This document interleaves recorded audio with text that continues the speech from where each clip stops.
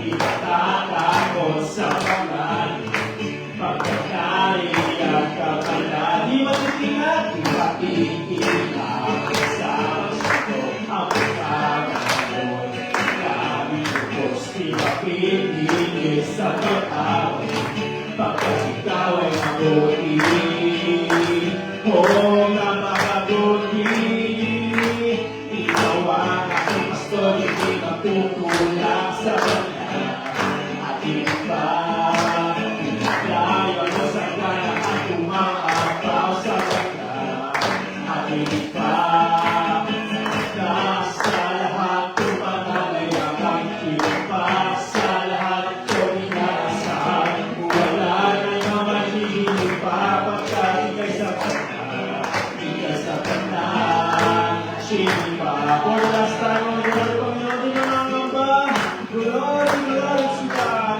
hallelujah, di na nangamba, sa pagpapalabot, labi na aking tatakot sa panganin, pagkakaiyak ka pala, di matitigil na, sa pagsulong ang kasama ko, lahat lubos di mapitigil sa pag-away, pagkat ikaw ay mabuti, pagkat ikaw ay mabuti, hallelujah, ikaw ang aking pastor, hindi magkukulang sa kanya, at iba, pinagaya mo sa kanya at umaapaw sa kanya, at iba, sa kanya, sa lahat ng pangangailangan, iba, sa lahat ng inaasahan, wala na naman sisili pa, pagkalit ay sa kanya, sa kanya, sili pa. Palapakan natin Diyos at purihin natin ang Panginoon sa iyong kasalamat. Hallelujah! Glory to God! We thank you, Lord. We thank you, Jesus. Salamat, Panginoon. Praise the Lord. Hallelujah. Glory to God. Hallelujah. Panginoon, isang manumanin na awitin natin ng Diyos. Wala kang katulad, Panginoon. Wala kang katulad, Diyos. Hallelujah.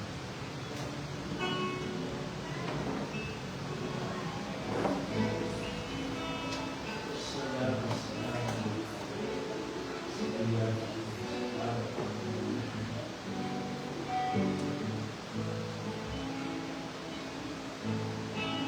Awitin ko man lahat ng awit sa mundo, di kayang ilarawan ang kadakilaan mo, kulang ang lahat ng kulang maging mga salita upang ihayag ang kabutihan mo.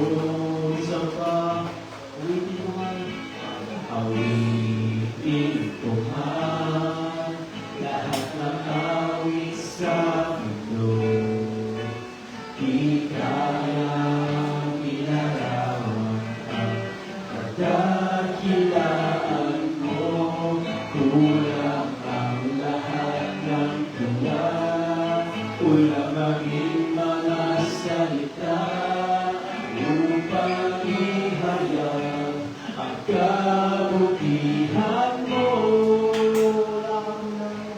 Wala kang katulad, wala nang hihigit sa'yo, wala kang katulad, wala nang papatay sa'yo,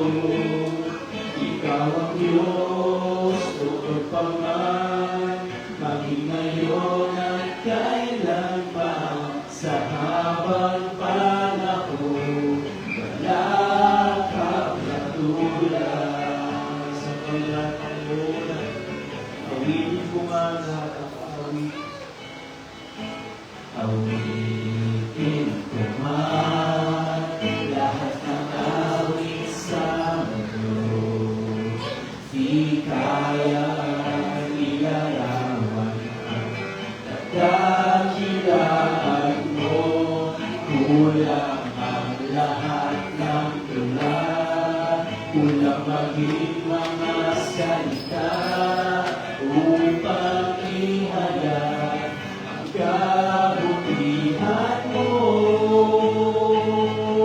Wala kang katulad, wala na hihigit sa'yo. Wala kang katulad, wala nang papantay sa'yo. Ikaw ang Diyos, noon pa man, pati ngayon at kailanman, sa habang panahon. Wala kang katulad. One more time. Wala kang katulad, wala nang hihigit sa'yo. Wala kang katulad, wala nang papantay sa'yo. Ikaw ang Diyos, noon pa man, maging ngayon at kailanman, sa habang panahon. Wala kang katulad. Sa pataas tayo, Panginoon, purihin natin at palakpakan ng Diyos. Hallelujah! Glory, glory to God! Thank you, Jesus! Praise the Lord! Sa pagpapahal ng Lord, maraming pasalamat. Oh, glory, glory to God! At ang lupa, Diyos na buhay, Diyos na tunay. Glory, glory to Jesus! Hallelujah! Praise the Lord! Praise the Lord! Salamat, Panginoon! Salamat po, Diyos! Uwi na namin, Panginoon! Wala kang katulad, Panginoon! Wala kang katulad, wala na hihigit sa'yo. Wala kang katulad, wala nang papantay sa'yo. Ikaw ang Diyos, noon pa man, pati ngayon at kailanman, sa habang panahon. Wala kang katulad. Last time, wala kang katulad. Wala kang katulad, wala nang hihigit sa'yo. Wala kang katulad, wala nang papantay sa'yo. Ikaw ang Diyos, noon pa man, pati ngayon at kailanman, sa habang panahon.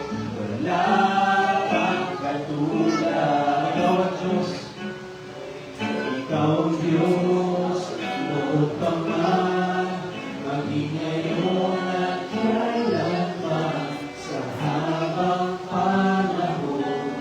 Wala kang katulad. Palakpakan natin, Panginoon, purihin natin ang ating Panginoon Diyos. Hallelujah! Praise the Lord! Glory, glory! Glory to Jesus! Hallelujah! Praise God! Salamat, Panginoon! Salamat po, Diyos! In the name of our Lord Christ, Jesus, praise God! Salamat, Panginoon! Salamat! Hallelujah! Para sa ating announcement, ang ating worship schedule, meron po tayong panalangin araw-araw from Monday hanggang Sunday, ating morning devotion, morning prayer, 7 a.m. to 9 a.m. ng umaga. Ang Sunday School, 9 a.m. sa pag-aaral, pagtuturo ng salita ng Panginoon. At kung may mga katanungan kayo, pwede tayo magtanong at yung tanong natin sa ating mga leaders. Pag-pray din natin ang ating Sunday morning worship, 10 a.m. Sunday evening worship, 6:30 p.m. ang ating schedule din at ating midweek service every Wednesday, 6:30 p.m. ang gabi. Panalangin natin ang ating bansa, ating Pangulo, President Ferdinand Bongbong Marcos Jr. kasama nating mga government officials, at kailangan natin ang kaligtasan ng bansang Pilipinas sa paghahayag ng salita ng Panginoon sa ng mga buhat. At pwede natin ating mga leaders international, Pastor Greg Mitchell, Pastor Jesse Black, Pastor Joe Campbell, at rin ang ating national leader, Pastor Dwight Esepida, at kasama din ang ating regional leaders, Pastor Frank Benaventura, Pastor Nalo Buta, Pastor Erwin Merente, Pastor Charlie Arias, Pastor Yel Sidel, at ang ating Mother Church, Pastor Rico Herrera. Kailangan natin ang kalakasan ng ating mga pastor at ang kalusugan, ang kanilang pangatawan at pag-pray natin sa pagin natin ang panalangin ng mga pero panglahat daughter churches, Pastor Gerson Balbuena, Pastor Noel Torres, Pastor Richard Isay, Pastor Vincent Saber, Pastor Marceliano, Pastor Ron Canyosa, Pastor Junior Buchayda, Pastor Samuel Mula at Calongan, at Pastor Jerry Morales. Sana din natin pag-pray ang mga granddaughter churches ng Baclaran, Pastor Belly Liberty, Pastor Dora Chares, Pastor Diaz Pancho, at Pastor Larry Tumaya, pati na rin natin mga missionary churches all over the world, Abu Dhabi, Cambodia, Taiwan, Israel, Japan, Indonesia, pag-pray din natin ang mga kapatid sa Vietnam, ang patuloy na paglago sa bansang Vietnam. Pag-pray din natin ang ating church dito sa Upper Antipolo, ang ating pastor, sama na sa panalangin, Pastor Rizal Sena, may Sabayan, Spiritual Breakthrough, may National Breakthrough, Salvation and Deliverance, Ulain, kailangan natin sa Litusari, sa Lote at Transportation Vehicle sa gawain ng Panginoon. Pray din natin itong gagalingan sa mga na-mention sa unahan. Kailangan din natin kung mayroong mga maramdaman ngayong gabi at sa Panginoon at ating mga mahal sa buhay, hindi na asa, karunungan sa ating Diyos, iyan natin ang salita ng Panginoon at tutuhanan sa ating mga mahal sa buhay. Pray din natin ang mga activities, mayroon po tayong Focus Night, February 12, kung darating na Thursday, Huwebes, ating regional conference, next week na po sa Lucena City, Jubilee Service natin, February 27, ito po yung Friday, impact natin sa susunod na buwan, ang Marso, March 21, at ating Harvest for Coming sa buwan ng April, tingnan ang Bible Conference International sa buwan ng Mayo. Praise God. Mga katawang activities, kailangan natin ang katagumpayan ng Panginoon sa mga activities na ito. At sa mga karagdagang pabalita, ang ating pastor ang mag-uulat. Praise God. Bago tayo dumako sa pagbibigay, tayo manalangin sa mga kapatid, Brother Ato. Pero bago tayo manalangin, taas natin ang Panginoon, purihin natin ang Diyos, palakpakan natin ang may likhang manalangin at ng lupa. Lord, si God, Lord, Jesus, hallelujah. Praise the Lord. Praise in the name of the Lord. Purihin ang Panginoon sa ang banal, tayo pa rin malapit sa inyo. Samahan nyo kami, Panginoon, ngayong gabi ng iba ng Espiritu, Panginoon, magbukas kayo ng isipan sa aming mga puso at buhay, Panginoon. Kayo pa rin agad ang mga ibabaw sa amin, Panginoon. Kayo pa ang mamuna agad. Aming dalangin pa rin, Panginoon, agad ng mga nabanggit sa harapan. Tulungan nyo, Panginoon, agad. Kayo pa rin agad ang magbulot ang iba ng kamay, Panginoon, agad. Pagpalain nyo ang gawain, agad, sa all over the world. Ito pa rin pagpalain, Panginoon, agad ang magbabahagi ng salita ng Panginoon sa bayan puso ng iba ng Espiritu ng pambayad, Panginoon. Kayo pa rin agad ang tumupad na kayo ng mga pangangailangan, agad. Tulungan nyo, Panginoon, agad ang lugar natin po, Panginoon. Mga kailangan sa inyo, Panginoon. Tulungan nyo po, Panginoon, na patuloy kayong, Panginoon, na mga kaluluwa, Panginoon, kaya makaligtas, Panginoon. At dalawin din, Panginoon, kaya ng may mga karamdaman tayo pa rin lumalapit sa inyo, God. Hindi God, hindi ko pagparang kamay. Sa pagalimin niyo po sila, God. Ito nga ang sa mga dalawin sa pangalan ng Diyos. Amen. Hallelujah. Magkamay sa sitsa, magpagapan, magpagapan ng Panginoon sa Father's house. Hallelujah. Hallelujah.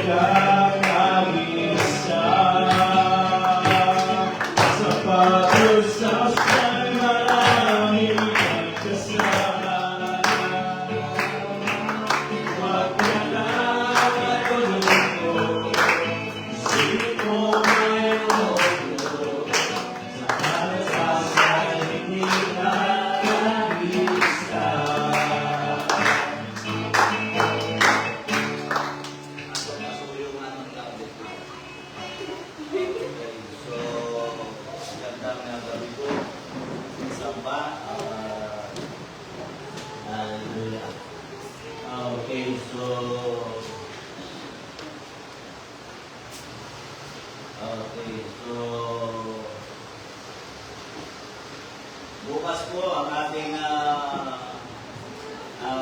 couples night sa Baclaran. So, nasama ba kayo? Ikaw mo lang magpalit mo? Na?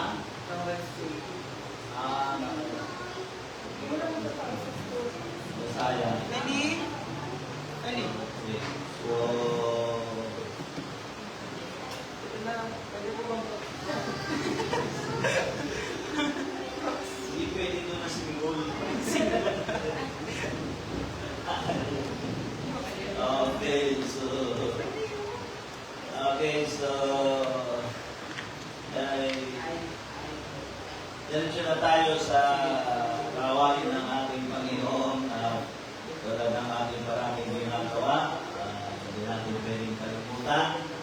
Kahit ang ilang pagkaunawa dito, kahit talagang hindi malilimutan ni Pastor yan. Salamat yung ilan, kahit ano ng pagkaunawa, pero yung maasa pa rin na hindi lahat ng tao ay gano'n ang pag-ibig.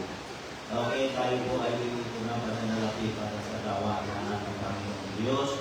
Dahil una sa lahat po ng aking sinabi, ito'y bahagi ng pagkilos ng ating Panginoon. Amen. Praise God. Kaya ang hamon ko, kung hindi pa nyo ito nasusubukan, malaya po tayo nasubukan natin.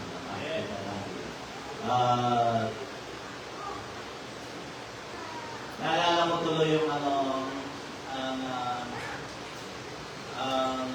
ko na na ito dito, pero minsan pa, kasi mayroong mga tao kasi na nakakago pagdating sa ganitong sistema. Nakakago sila sa mga palataya pagdating sa pag-ibigan. Alam nyo, gagamitin lang ako na ilang katotohanan. Dati sa aking abiyanan, lalaki ko na napakinggan. Sabi niya, meron siyang, nung panahon kasi ngayon ay may income aking abiyanan nung panahon ngayon. Siya tumira sa amin kasi sa Quezon, sa Tayabas. Doon, may nanghiram sa kanya ng pera. May nanghiram sa kanya magsasaka. At nangako sa kanya na kami na sa kanya kalulong. Kasi nakasama ka sa religion. Tawag sa kanya ay kalulong. Kasama nila. Alam niyo kung ano yung ibig sabihin. Kung sino yung gumagamit sa salita kalulong. Yung kami, kahatong, mga gano'n. Alam niyo na. So, sa madaling salita, pinahiram niya. Ang sabi kasi sa kanya, pangako sa kanya, oras na mag-harvest po ako, ay babayaran ko sa inyo. Pinahiram niya. So, sa madaling salita, ang 8 buwan, mag-iisang taon na, ay kanyang siningil o kanyang binanggit. Tungkol ko na ba ang pangalan eh. Pero kita ko nga yun kasi andun ako eh, nung dumalo sa bahay yun, kapatiran nila yun na yun sa simbahan nila. Kaya alam ko yun. Sabi niya, kumusta niya nagkahila na ba? Kasi kailangan ko rin kasi yung pera eh. Kasi mag-isang taon eh. Sabi nung, hindi ko ako nag-aalis.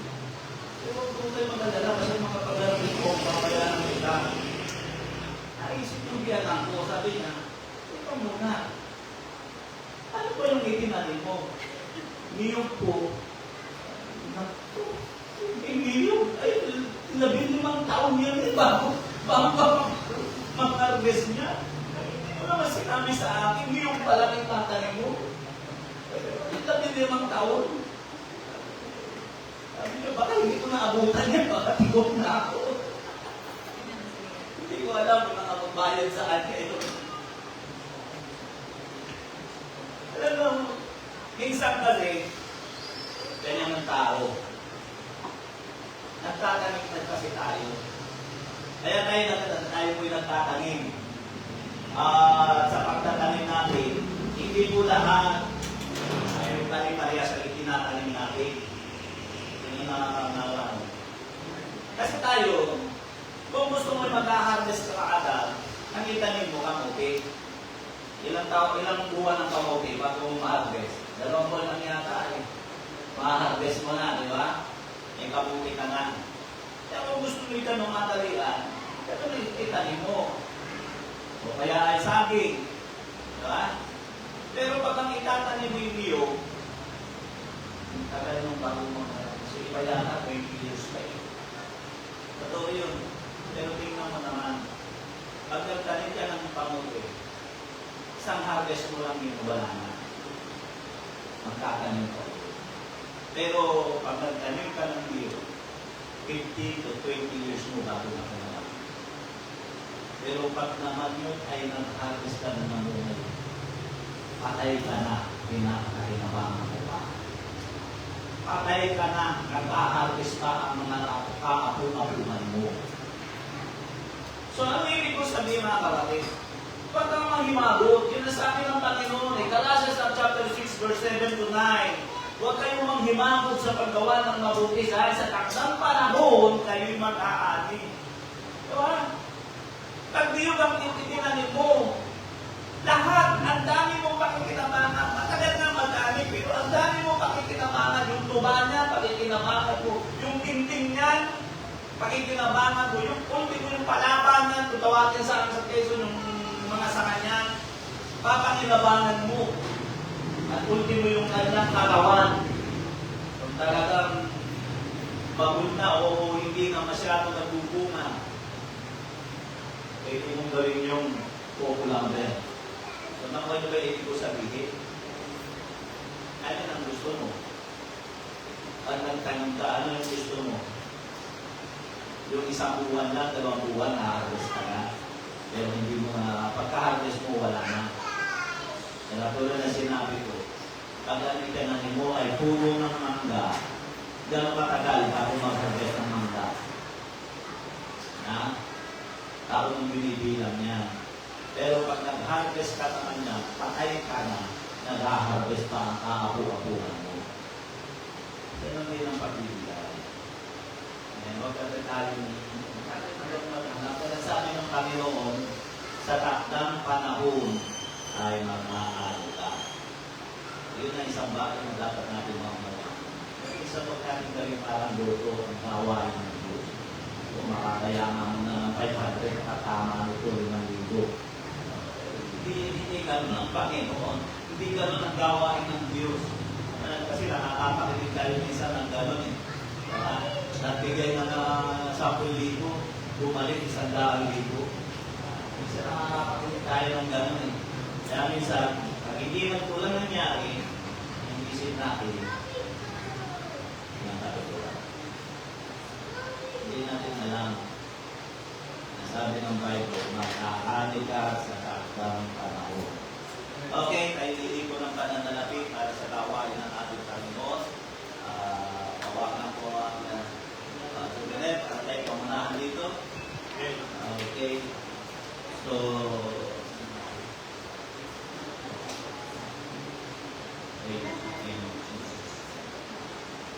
ay manalangin sa Panginoon, dakila at tapat ng Diyos, manaynika ng langit at ng lupa.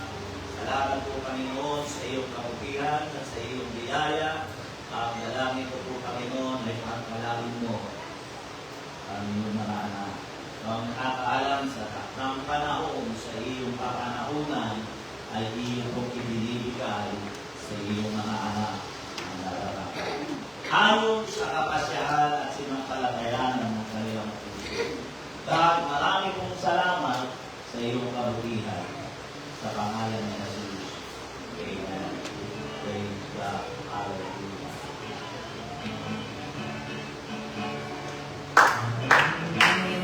Praise the Lord. I will deliver the Christ. I was bound by the chains of Satan. I will deliver. Praise the Lord. I will deliver. Praise the Lord. Deliver the Christ. I was bound by the chains of Satan. I will deliver. Praise the Lord.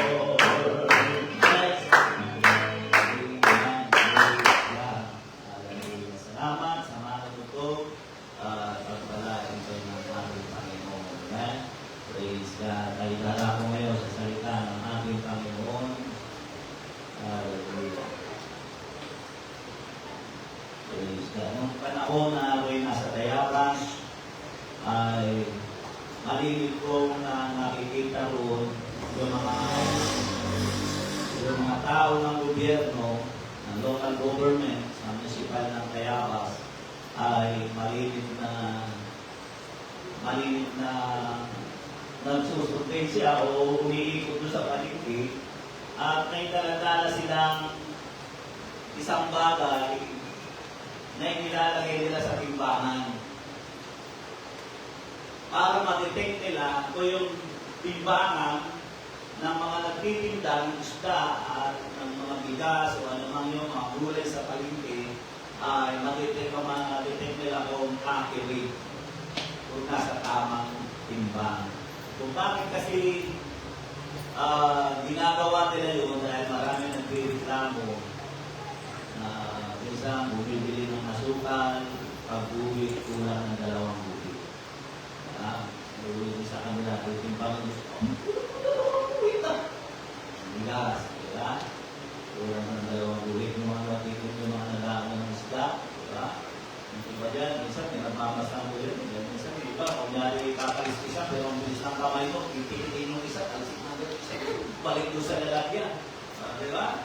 Kulang na ng 1 peraso. Tapos titimbangin na ano, ibibigay sa iyo. Kapag ibibigay ulit. So, yan ay nangyayari. Kaya kung tatanungin ko kayo, ano sa tingin nyo?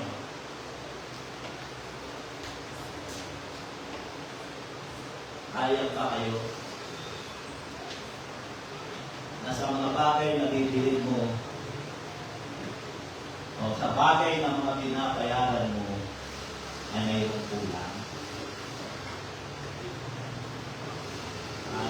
Alam mo nun nakabili ako ng damit. Hindi ko malaman ko sa okay o kaya tayo kasi nabili ko yung damit. Pagpili ko, kulang na tutulis. Hindi ko nabilang ko. Wala kong bukas ng tutulis yung papasok lang ng tutulis. Dito. Bakit ganito ito? So, kung tatanungin ko kayo, ano sa tingin nyo? Kaya ba kayo? Kaya mo bang tanggapin ang isang bagay kahit ito ay kulang? Ano sa tingin nyo? Eh, bukas kayo sa akin, sa simpleng, sa aklat ng Lucas, malilim na ako nakakapangaral dito, pero kukunin ko lang yung isang bagay na sinabi dito ng ating Panginoon. Ang sinabi dito ng ating Panginoon, isang bagay pa ang kulang sa iyo. Lucas 18:22. At nang marinig ito ni Jesus ay sinabi niya sa kanya, isang bagay pa ang kulang sa iyo. Ipagpili mo ang lahat mong tinatangkilik at ipamahagi mo sa mga luha at magkakaroon ka ng kayamanan sa langit at tumalito ka sumunod ka sa akin. So, tayo po panandali ang manalangin, dakila at tapat na Diyos na may kita ng langit at ng lupa. Ang dalangin ko ipagpalain mo ang iyong salita ay pinagkaloob mo sa iyong lingkod. Salamat po, Panginoon. Patuloy mo kong bibigyan ng pagkakataon, makakanusap sa harapan mong ito, dakilang Diyos. Pagpalain mo at samahan mo ang bawat salita lumabas sa bibig ng iyong lingkod. Maraming pong salamat, Panginoon, sa iyong kabutihan sa pangalan ni Jesus. Bibigyan kayo ng ilang background. Kung hindi nyo pa nakapasa ito, kaya nyo na ito nakakagyan. Ito'y kasaysayan ng isang taong tinawag na the rich young ruler. Mayaman siya. Siya'y reliyosong tao. Mayaman siya. Gusto niyang maligtas. Ngayon, ang sabi niya sa Panginoon, lumapit siya sa Panginoon at ang sabi niya, Guro, mabuting guro, ano ang dapat kong gawin? Sumagot ang Panginoon, at tinatawag mo akong mabuti, walang mabuti kundi isa lang, ng Diyos. So, nalalaman mo, sabi ng Panginoon, nalaman mo ang mga sinasabi ng kautusan. Sabi ng mga lalaking ito, alin-alin Panginoon? Igalang mo ang iyong mga magulang, huwag kang magnanakaw, huwag kang mag-iimbot, ibigin mo ang iyong kapwa. Panginoon, lahat ng bagay na yan ay ginawa ko mula sa aking pagkabata. Sinasabi, kaya sa totoo lang, mapalik ang hapon ito. Religyoso siya. sinusunod niya ang salita ng Diyos. Kaya ano sabihin niya yun, doon nagsalita ang Panginoon. Ang sabi rito sa ibang salin, ang banggit doon at siya'y tinitigan ng Panginoon at sinabi ng Panginoon, isang bagay pa ang kulang sa iyo. Ipagpili mo, lahat mong tinatangkilik, ipamahagi mo sa lupa, wala kung ganang kayamanan sa langit. At gabalik ko sa sumunod sa akin.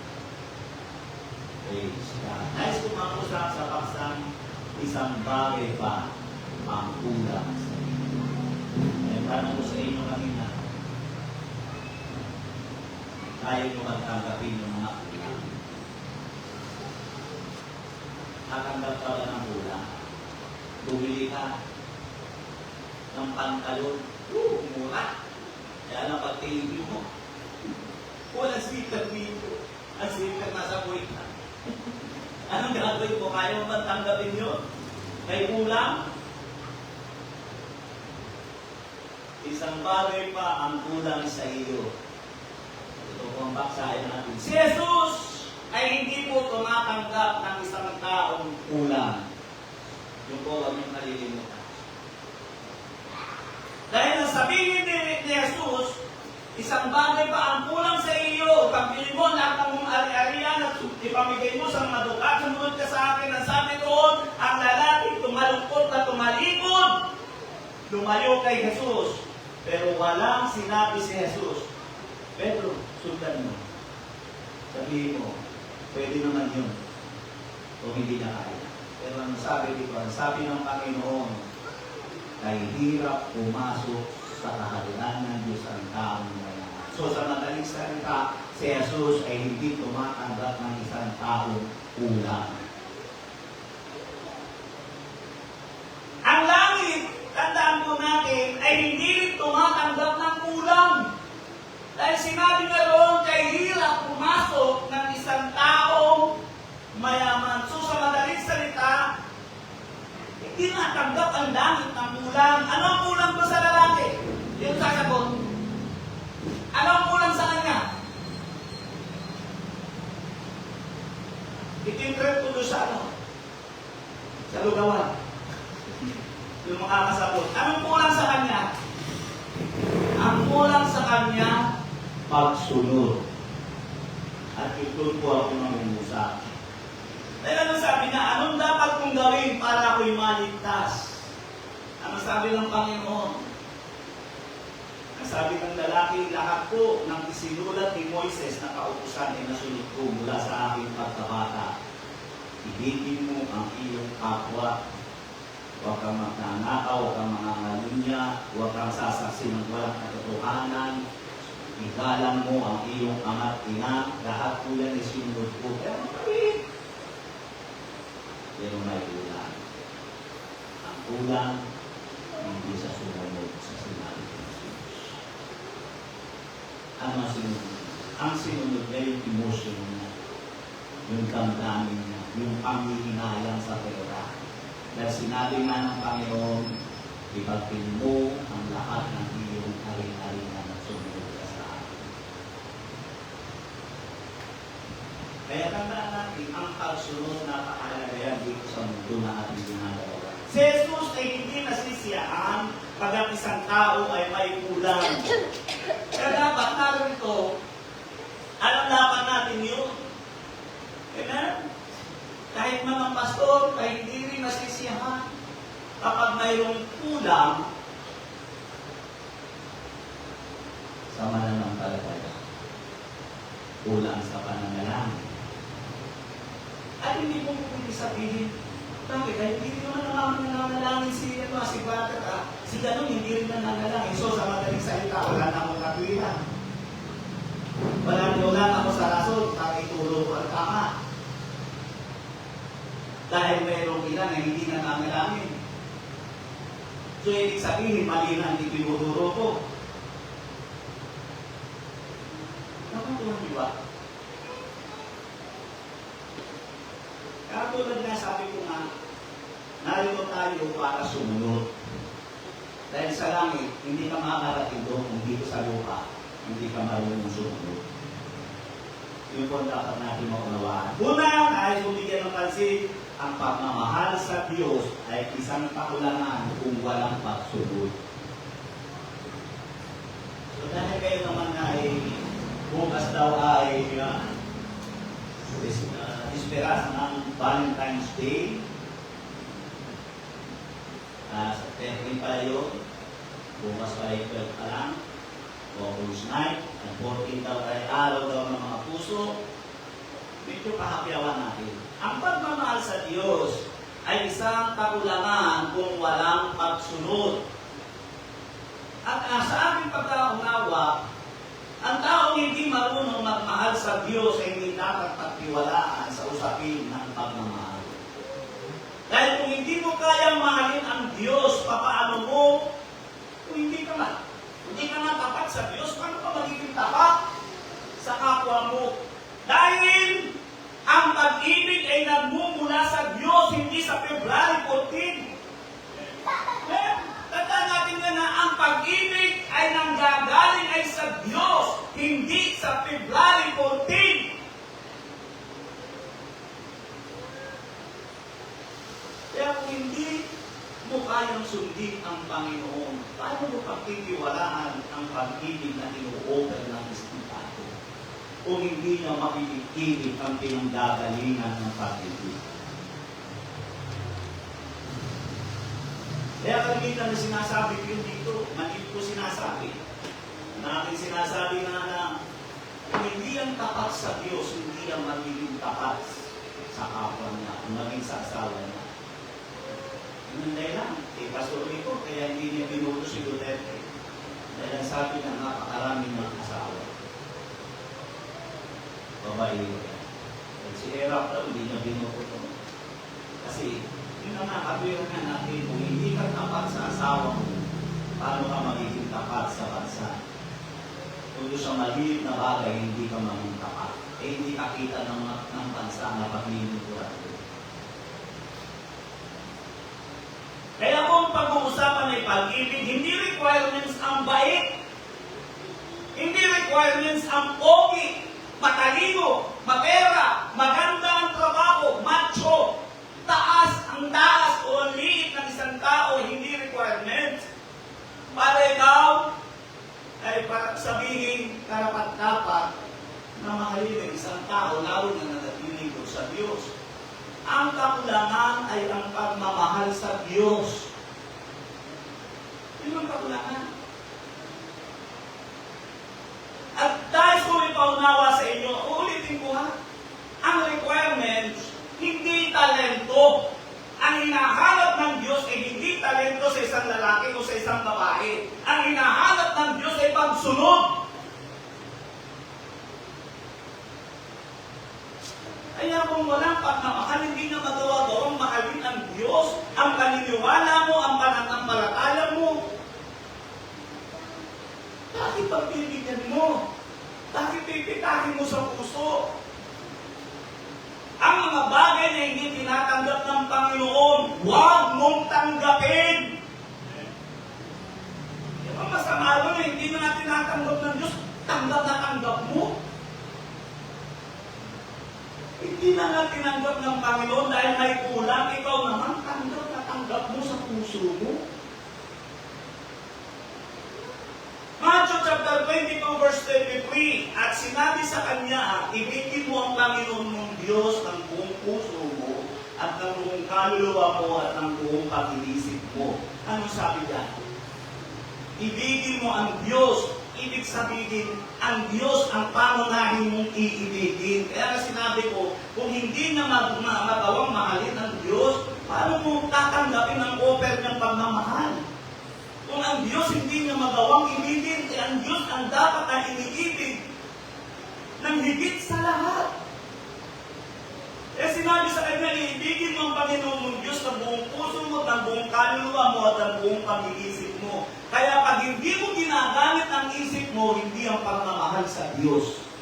Dahil sabi ng Panginoon, ibigin mo ng buong pag-iisip. Gamitin mo yung isip, hindi emosyon.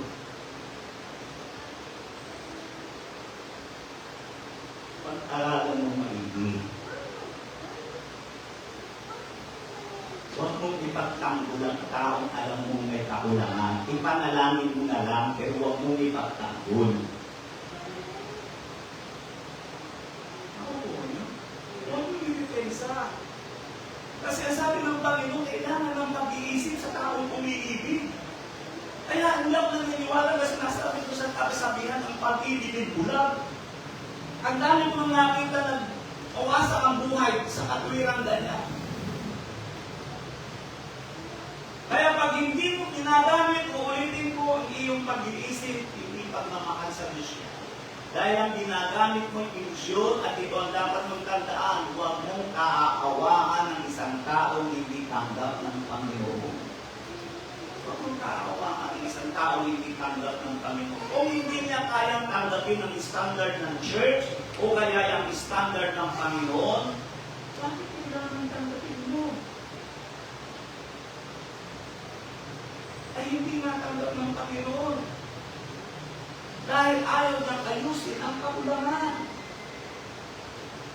2 Corinthians chapter 6, verse 14 to 17. Huwag kayong makipamatok ng kabilang.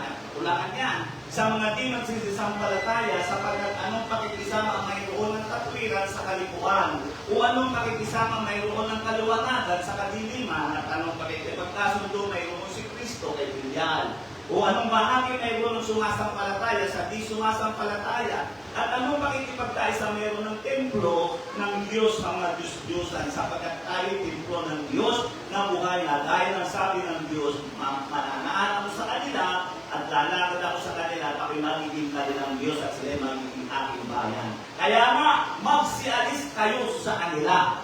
Ibig sabihin mo magsialis, magsihiwalay kayo sa kanila. Ibig sabihin hindi tanggap.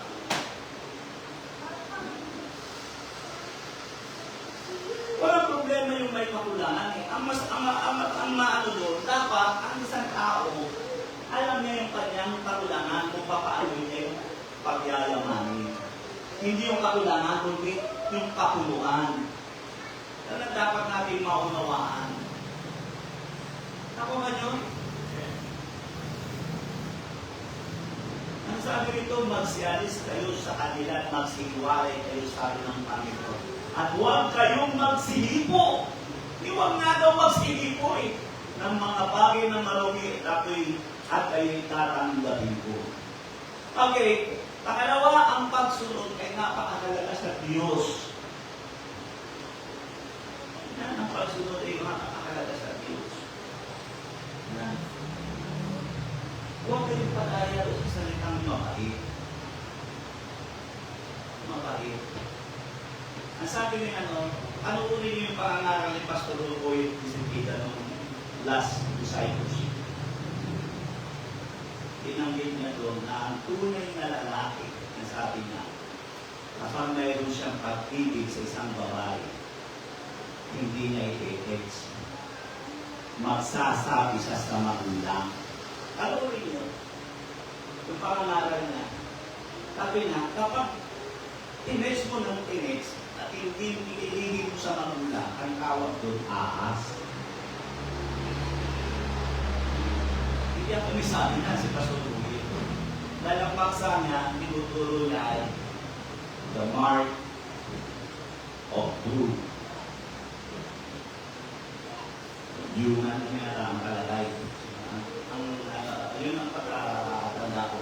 Ang tanda ng mga tunay na lalaki. Huwag po i-text. Kasi walang pinagkaiba yan na parang mo tinatagpo sa labas ng salasalan eh. Sabi nga, kung tunay ka lalaki, akyatin mo sa bahay ang magulang at kausapin mo.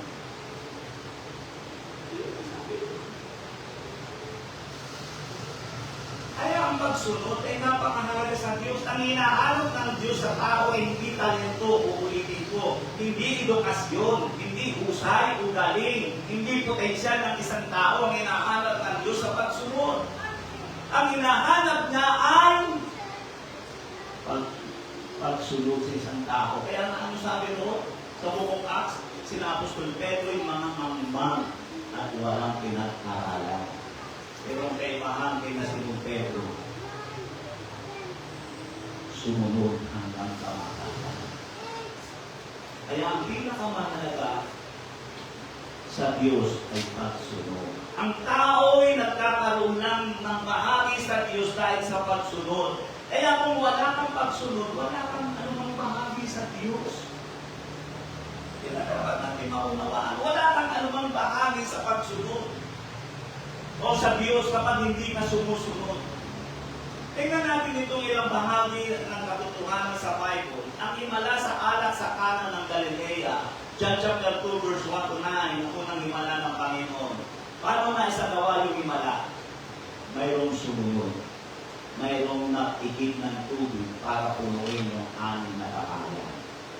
Kung walang sumunod, walang magagawa ng Diyos. Walang himala. Kaya mahalaga ang tao sa harapan ng Diyos hindi dahil sa pinag-aralan niya, hindi dahil sa talento niya, kundi dahil sa pagsunod. Kaya tayo nagkakaroon ng bahagi sa Panginoon. Ano sabi nung mapuno? Tunuin nyo ang lalaki at nung mapuno, ano sabi? I-serve nyo doon sa kapistahan, doon sa kasalan. Hindi ka nung kadali yun. Dahil sila ang nag-ibig doon, alam nila tubig yun, tapos isi-serve mo, baka ipupuk sa kanila yung kitchen mo. Ipupuk sa tubig. Ang kailangan ay araw, ay tubig ang isi-serve mo. Mahubulyawan ako nito, pero nakita natin yung pagsunod. Tunahayag yung himala at ang kilos ng Diyos. Ang himala sa limang tinapay at 2 isda sa John chapter 6. Diba? Sabi ng Panginoon, pakainin niyo ang tao. Ang tao ay 5,000 kalalakihan bukod yung bata at mga babae. Ano sabi ni Felipe? Panginoon, saan kami kukuha ng bakery? Ng ganyang karaming tinapay para mapakain ng ganyang karaming tao. Puro reklamo si Felipe, pero merong isang ang pangalan ay Andres. Sa halip na magreklamo, naghanap. Nakakita ng 2 tinapay at 5 isda. Medyo naiiya pa siya, Panginoon, meron dito 2 isda at 5 tinapay, pero alam ko hindi sasapat. Ano sabi ng Panginoon? Maupuhin ang lahat ng tao. Itinaas niya pababa, kumain ang lahat ng kalalaki at ng babae at mga bata. Kung walang sumunod, walang naghanap, hindi katulad ni Felipe, nakukunan na siya sa sulo. Sanda ang sako ng harino, hindi pa kapatid na. Diba? Ang nakita niya ang ganyan ay yung problema. Pero si Andres ang nakita niya pagsunod. Sumunod muna. Obey before complain. Yan ang kawikaan ni Pastor na narubutan kasi sundalo yun sa kanila daw. Obey before complain. Sa atin naman, itinuro, obey, and no complain. Ang pagbuhay kay Lazaro, sa John chapter 11, verse 39, ano sabi ron? At sinabi ni Jesus, John 11:39, at sinabi ni Jesus, alisin ninyo ang bato. Si Martha na kapatid niya ang namatay, nagsabi sa kanya, Panginoon, sa may nabubulok na ang bangkay, sapagkat may 4 na araw na siyang namamatay. Babasahin niyo, doon makikita na medyo nainis ang Panginoon. Nasabi ng Panginoon, di ba sinabi ko sa iyo, kung manangampalataya ka, makikita mo ang kaluwalhatian ng Diyos. Bakit kinakailangan pang sabihin niya, alisin ang bato ng kanahintuon sa pinaglililingan dahil Lazaro? Pwede naman na sabihin yung Lazaro, labas! At salita ng Diyos yung mga pangyarihan nang siya'y ilibing at nang siya'y buhayin niya yung kanyang sarili. Nakikita tayo sa Bible na siya ang bumuhay ng sarili niya. Bagamat may sinasabi rin ng Bible na siya'y binuhay ng Diyos. Nang binuhay niya yung sarili niya, wala naman nagtulak ng bato. Basta nung 3 araw tumayo siya, bigla na lang bumulong yung bato. Pero bakit doon? Nang bumuhay si Lazaro, bakit kailangan pa sabihin, alisin ang bato? Yun ay nagpapatunay na sa lahat ng himala ng Diyos, binibigyan ka ng bahagi sa pamamagitan ng pagsunod. Yun ang yaman natin, pagsunod. Hindi yung talento natin, hindi yung edukasyon natin. Hindi yung galing mo. Hindi yung bait. Kasi yung lalaking binasa natin dahil si young ruler, napakabait. Una niya sinabi, iginagalang niya ang kanyang mga magulang. Mabait, pero kulang. Ang talento sa bibig ng isda. Matthew chapter 17 verse 27. Na dapat makakatisuran tayo nila ay pumalong ka sa dagat, ihulog mo ang kawil at kunin mo ang unang isdang lumitaw at pagka naibuka mo na ang kanyang bibig, masusumpungan mo ang isang siklo, kunin mo at ibigay mo sa kanila sa ganang akin at sa iyo. Bakit ginawa kayo ng Panginoon kay Pedro? Hinihimpul na ng Panginoon si Pedro ang tao para mahayag yung pagsunod. Pwede naman yung isusok sa damit niya yung kanyang kamay. Paglabas, meron ako sa siglo dito. Bayad mo sa iyo sa kasama. Bakit kailangan pa pumunta sa dagat? Bakit kailangan pa nang kunin yung dati ng gamit sa pamamingwit? Kasi mga malakalas na ng isda. Bakit kailangan pa sa humukay ng bulate para ipahin dun sa kawil? Simple lang naman eh. Isusok lang niya yung damit, yung kanyang kamay sa damit niya. Kunyari kung dinudukot siya, o kaya itago lang niya sa likod ng kanyang, sa likodan niya, paglabas, ito. Bayad mo. Pero ginagawa niya yun, dahil pinapakita niya na may bahagi ka sa kanya kung ikaw ay sumusunod. Walang himala sa Bible na mapapasa ka na hindi involved ang tao. Kailangan ang tao laging susunod. Ang lalaking bulag na nilagyan ng putik sa mata. Sa John chapter 9 verse 6 to 7, ang sabi roon, nang masabi niya ang ganito, siya lumura sa lupa, pinagputik ng lura at pinahiran ng mga mata niya ng putik, at sinabi sa kanya, umayo ka at maghugas ka sa tangke ng Siloe. Na kung niliwanagin ay sinugo, siya ay umayo at maghugas at nagbalik na nakakakita. Bakit kailangan palagyan ng putik? Lumura pa, pinagputik, lumura sa lupa, pinagputik yung alikabok na may lura, kinain sa mata ng pula, pinapunta sa tangke ng Siloe, maghugas na roon. Nakikita ko rin yung Panginoon. Kung gusto mong umasa ka ng himala ng pagkilos ng Diyos sa buhay mo, sumunod ka. Maturo ka ng sumunod. Kaya ang pagsunod ay napakahalagang aspeto sa himala ng Diyos. Kung nais mong maging bahagi ka ng pagkilos ng Diyos, sumunod ka. Na dapat natin maunawaan. Ang pagsunod ay napakahalaga sa buhay ng tao.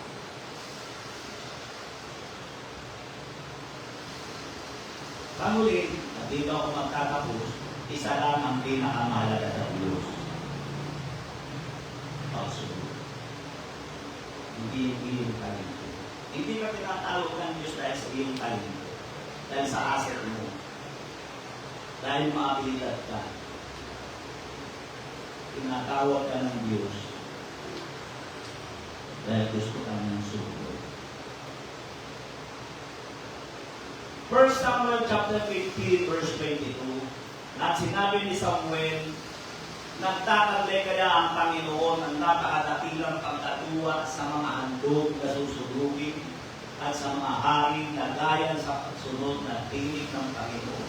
Narito, ang pagsunod ay manigit kaysa sa haring at ang pagdinig sa kaba kaysa kaba ng matupang lalaki. Ibigyan ko yung background kung bakit sinabi ito ni Propeta Samuel.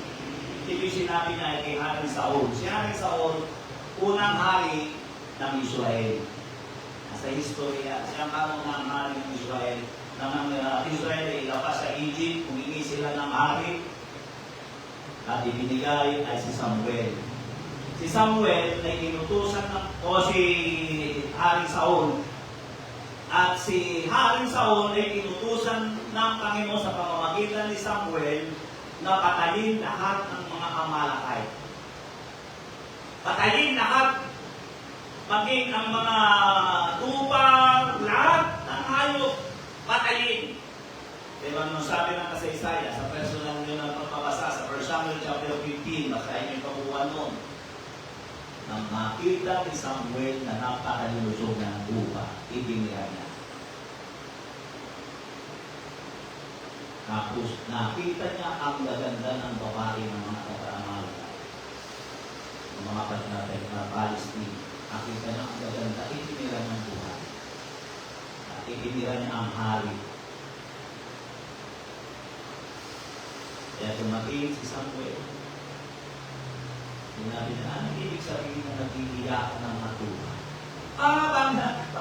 Panginoon, nakita ko kasi ang nakapalang lupo, lulusog. Yahatog natin sa Panginoon. Yun eh.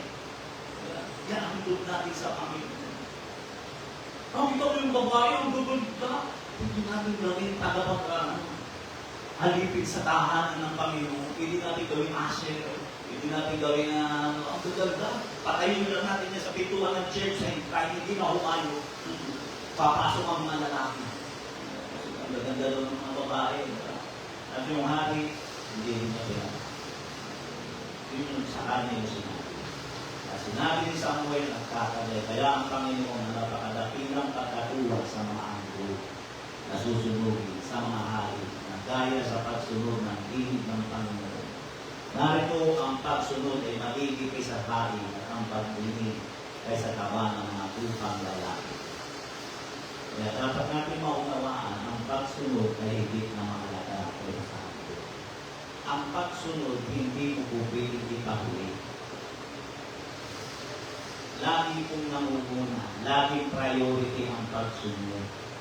Hindi mo yan pwede ilagay sa pangalawang option. Walang kabuluhan ang pagsamba ng isang tao kung hindi naman siya marunong sumunod. Ang tao ay pumapasok sa rejection, bunga ng kawalan ng pagsunod. Nakita natin, ang ating teksto na pinapunan natin ang pinag-aaralan natin ito. Tumalikod ang lalaking mayaman, pero nakita natin hindi siya hinabol ng Panginoon. Reject siya. Dahil ayaw niyang kulang. Tatanong-tanongin niya kung ano ang kulang sa kanya. Na sabihin ng Panginoon, hindi niya masusunod.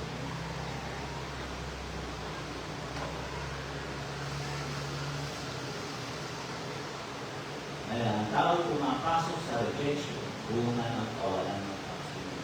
Kaya yun ang pangunahin namin dito kapit sa mundo na ginagawa ng pagsunod. Na huwag tayo magpupulot. Eh, ba't si ganon, eh, ba't ganon. Ang problemahin yun, may sarili kang pagsunod. May sariling pagsunod ang bawat isa.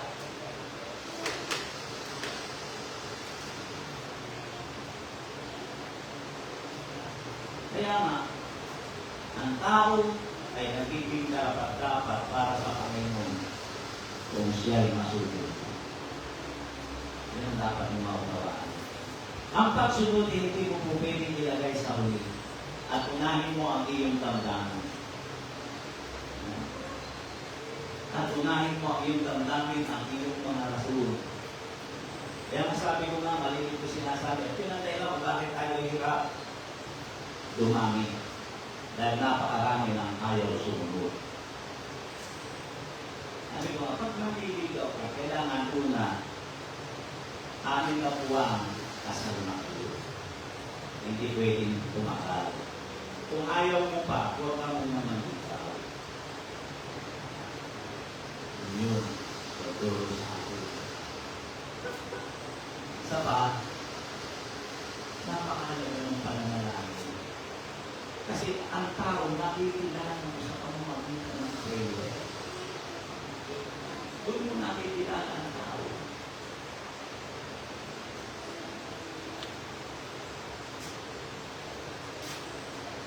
Kaya ang pagsunod ay hindi mo po pwede ilagay sa muli at unahin mo ang iyong damdamin, ang iyong mga rason. Tingnan natin ito. Lucas 9:59 to 62. At sinabi niya sa iba, sumunod ka sa akin. Si Jesus ang nagsalita. Natapos siya ay nagsabi, Panginoon, tulutan mo muna akong makauwi at mailibo ang aking mga. Kaya dapat sinabi niya sa kanya, pabayaan mong pilipin ng mga bakal ng kanilang sarili ng mga bakal. Kaya dapat lumaong ka, ibalita mo ang kahalian ng Diyos. Kaya hindi po pili yung salita. Pastor, susunod naman po ako. Wala po, Pastor. Kung nag-graduate na ako at nakahanap ko ng trabaho, ay nabilingkod na ako sa Panginoon. Kung susunod ka, sumunod ka.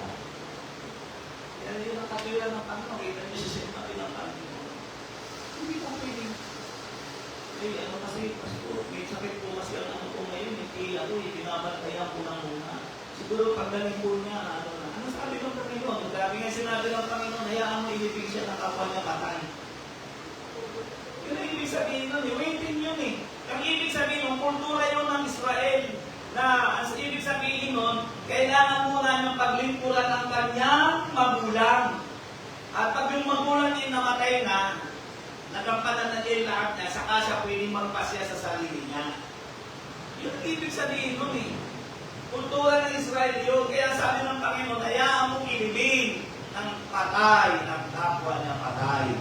Ibig sabihin nun, ang nakikita ko dito, priority yung pagsunod. Kaya nasabi ng Panginoon, ibigin mo ang Diyos ng buong puso mo, ng buong lakas mo, ng buong kaluluwa mo, at ng buong mong pag-iisip. Walang makalihigit sa Panginoon. Idagdag mo pa yung Matthew 6:33. Seek ye first the kingdom of God and His righteousness, and all these things shall be added unto you.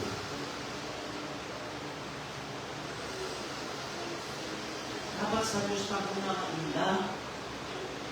Yun ang totoo, no?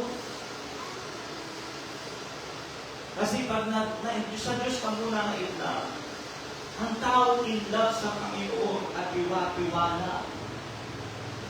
Pero ang tao sumasabay lang sa hapos, mahirap magtiwalaan. Dadalo lang kapag nagawa ang mga kaibigan. Dadalo lang kapag nagawa yung trust. Mahirap yung gano'n. Ay, sawa-sawa na ako sa ganyan. Ituloy natin, verse 61. Doon pa rin. Lucas sa chapter 9, verse 61. At ang iba naman ay nagsabi, susunod ako sa iyo, Panginoon, at kapag pabayaan mo ako makapagpaalam mula sa kasambahay ko. Sumagot si Jesus na dapat sinabi sa kanya ni Jesus, walang taong pagkahawak sa aralo, tumingin mo sa likod at karapat-dapat sa kahawayan. Kaya ibig sabihin mo, binanggit niya yung karapat-dapat sa kahawayan. Ibig sabihin, ang taong hindi marunong sumunod, walang mahagi sa kahawayan. Kaya ano isipin na sa kaisipan niya yung mayroong pagkatuloy.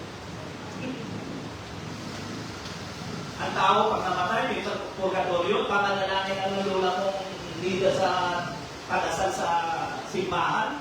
Magiging na rin maniligtas ka na, mapupunta ka na ng langit. Wala naman sinunod. May sa magulang na hindi marunong sumunod, yung mamatay ka, tinapanalangin mo. Kita eh. Kaya pagpipilitan nila, dami ko nakikita sa social media.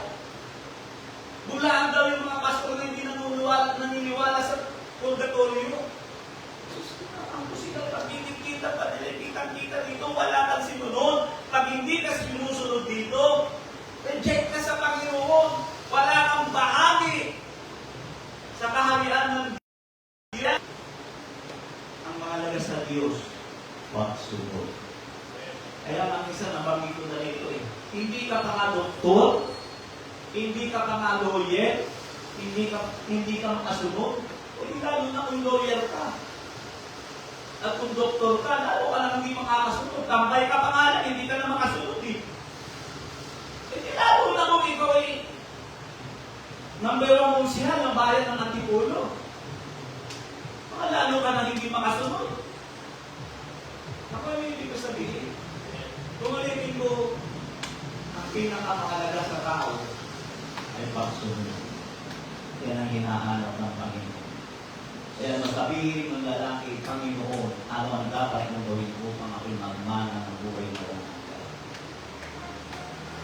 Sinabi ng Panginoon, ibagin mo ang lahat ng iyong ari-arian at sumunod ka sa akin. Tumalito siya. Bakit siya tumalito? Dahil mas gusto niyang sundin ay ang kanyang tandaan, ang kanyang puso. Ang dikta ng isipan ko, hindi ang sinasabi ng Panginoon. Kung natin ang ating mga ulo na usap ako, isang simple, payak na pangusap, isang bagay pa ang kulang sa iyo. In the name of Jesus, hallelujah.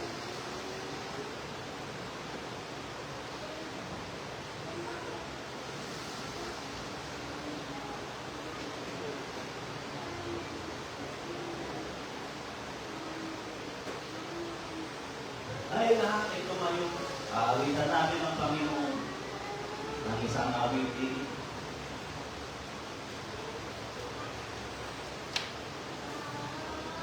Wala ay awitin sa Lord. Kaya lang awitin. Related sa ating pangangaral.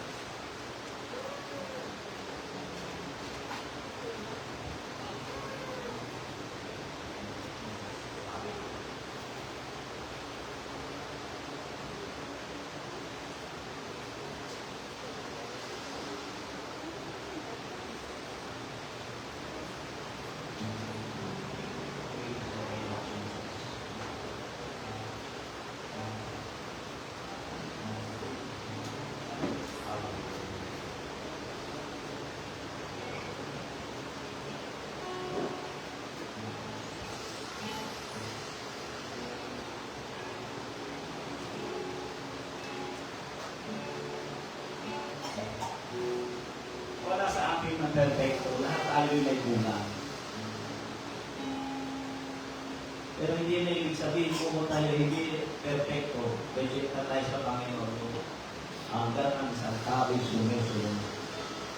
Kahit anong pagkukulang ng isang tao, kung ang isang tao'y sumusunod, kasamahan ka ng Panginoon. Yun ang dapat natin maunawaan. Napakahalaga ng pagsunod sa buhay ng tao. Kawitan natin ang Panginoon.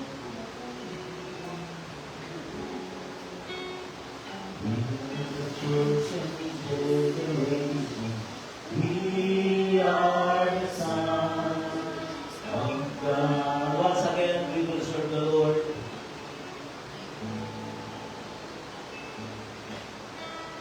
We will serve the Lord, even the trials come, and none can separate us from the love of God.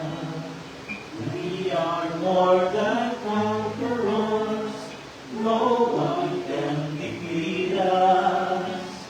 We are the chosen generation. We are the sons of God. We will serve the Lord. We will serve the Lord. As for me and my house, we will serve the Lord. We will serve the Lord. We will serve the Lord. As for me and my house, we will serve the Lord. Ulitin ko ang alihin ng awit ito. Hindi problema ang kakulangan. Kaya nga kailangan natin si Jesus dahil tayo may kulang. Ang problema, handa ka pang sumunod upang mapunan natin ang ating mga pagkukulang. Ang pagsunod ang isang pinakamalaking bagay. Hindi mo po pwede, yung sinabi ng Panginoon, ibigin mo ang Diyos ng buong puso mo, buong kaluluwa mo, buong lakas mo at ang buong mong pag-iisip. Ang nakapanood doon ay pagsunod. Pagsunod, ang sinasabi doon, Kasi hindi mo po pwedeng patunayan ang pagmamahal mo sa Diyos kung hindi ka sumusunod. Kaya sa oras na ito, sa mga nasa online, mga makasakali ako, nakakanood ka, nanood mo aming ginagawa, hindi mo ka nakakamdam ang Panginoon. At hindi mo alam kung ano ang ibig sabihin ng pagsunod. Kailangan mo si Jesus. Kaya kung hindi mo pa nakakamdam si Jesus bilang Panginoon at tagapagligtas ng buhay mo,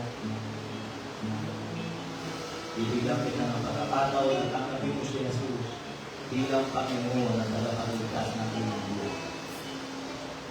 Kaya sa oras na ito, ulitin mo ang katagang ito, ituloy mo ito yung iyong sariling tanong.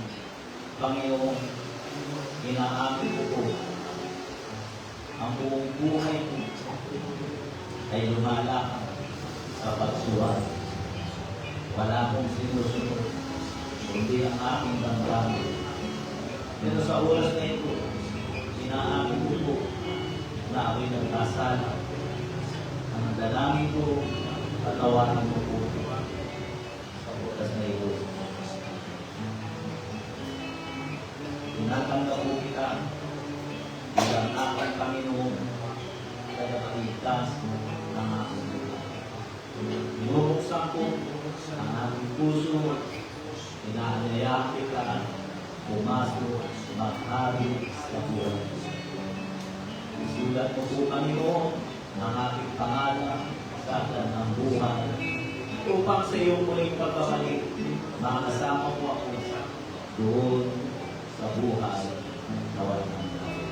Maraming salamat, Panginoon, sa iyong kabutihan sa pangalan ng Jesus. Tabaguhin mo ang panawagan sa mga kaharap ko ngayon sa oras na ito at kung ikaw ay nasa online, mahanap ka ng pwesto, huwag kang nakilalagyan mo para ikaw ay manalangin, upuksan mo ang altar. Ikaw ang nakakaan sa iyong mga nakakakilala sa sarili mo. Ano ang priority sa iyo? Ang sunod? Ano ang mas sinusunod natin? Ang ating damdamin? Ang ating puso? Ang ating pag-iisip? Ang ating mga rason? Ito ba ang sinusunod natin? Ang ating mga pangangatwiran? At nilalagay natin sa second option ang salitang pagsunod sa Panginoon. Ikaw ang hindi na nakakaalam yan. Lord, mamusap ka sa iyong mga anak na bilang Diyos. God, marami kong salamat, Panginoon, sa iyong kabutihan upat. Oh, mamusap ka na bilang Diyos sa iyong mga anak, mga bagay na hindi mo kayang gawin. Ikaw ang gumawa. Lord, marami kong salamat sa iyong kabutihan. Marami kong salamat sa iyong bilala. God, pagpalain mo, Panginoon, ang bawat isa. Lord, tulungan mo ang iyong mga anak. Pagpalain mo ang iyong anak ng bilang Diyos. Ang sambayan ito ay tayo mo po, Panginoon. Tulungan mo po, Panginoon, paglalingin mo sa kanilang puso, Panginoon, ang magsunod lumang sirin ng Diyos at mahali sa iyong bilang Diyos. O sa mga bagay na gagawin mo sa kanilang buhay, God, yes, Lord of God, pagpalain mo sa ng lahat. God, i-bless mo po siya dakilang Diyos, pagpalain mo ang iyong anak. Mangusap ka sa kanilang buhay. Lord of God, pinusin mo ang puso ng iyong anak. Oh, bigyan mo siya ng malalim ng pagkaunawa para napalangalan sa iyong dakilang Diyos. Yes, Lord of God, mangusap ka sa kanilang puso dakilang Diyos. Lord, pinusin mo, abutin mo, mga ngalo ng ito. Mangusap ka sa kanilang buhay, God, at sambayan ito, God. Oh, gamitin mo sila, ilagay mo sila sa pinakatuktok ng plano mo. God, pagpalain mo ang iyong mga anak, mangusap ka sa kanilang buhay ng ilang Diyos. God, maraming kong salamat, Panginoon, sa iyong kabutihan ng dakilang Diyos. Yes, amen. Pagpalain mo ang iyong anak ng ilang Diyos. Yes, Lord God, in Jesus. Yes, Lord of God. Tayo na kami tumayo. Amin na natin ang Panginoon. Praise the Hallelujah. We are more than conquerors. No one can defeat us. We are a chosen generation.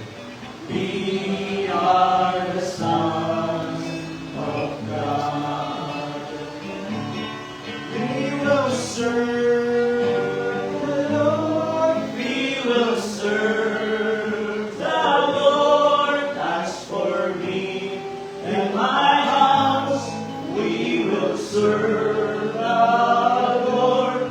We will serve the Lord. We will serve the Lord. As for me in my house, we will serve the Lord. Yes, amen. In my house, we will serve the Lord. Isa pa po natin. Praise the Lord. Hallelujah. Praise the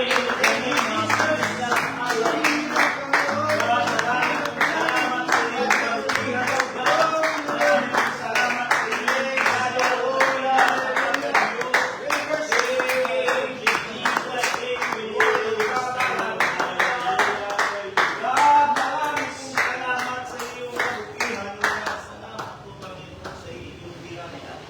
Thank you, God. Thank you, Jesus. Salamat po, Panginoon. God, ang mga bagay na hindi mo kaya gawin, hindi mo kaya ipangusap. Ang hindi kaya abutin ng kaisipan mo, ikaw ang mag-usap sa kanilang daan. Lord, O God, marami pong salamat sa iyong kabutihan. Pagpalain mo ang bawat isa na iyong mga anak, ang aking pong dalangin ng paglagot, pagsulong, at pagbuhungan ng katapatan dakilang